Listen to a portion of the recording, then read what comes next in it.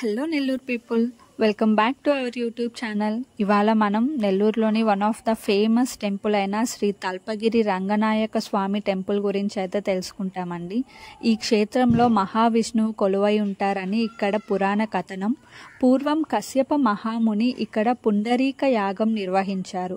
ఆయన భక్తికి మెచ్చిన మహావిష్ణువు ప్రత్యక్షమై యాగం నిర్వహించిన చోట ఆయన శ్రీరంగుడిగా కొలువై ఉంటానని మహావిష్ణువు వాగ్దానం చేశారు.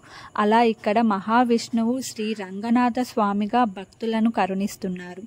స్కంద పురాణం ప్రకారం కశ్యప మహాముని నిర్వహించిన యాగం నుంచి వచ్చిన జ్వాలల్లో ఒకటి శ్రీ రంగనాథ స్వామి క్షేత్రం, మరొకటి జొన్నవాడ శ్రీ కామాక్షమ్మ క్షేత్రం, ఇంకొకటి వేదగిరి శ్రీ లక్ష్మీ నారసింహవారి క్షేత్రాలుగా వెలిశాయి. ఈ క్షేత్రంలో ఆదిశేషుడు మహావిష్ణువుకు తల్పంగా మారడం వల్ల ఈ క్షేత్రానికి శ్రీ తల్పగిరి రంగనాథ స్వామి వారి దేవాలయము అను పేరు వచ్చిందండి. సో ఇన్ఫర్మేషన్ నచ్చితే లైక్ చేయండి, సబ్స్క్రైబ్ చేయండి. Thank you for watching.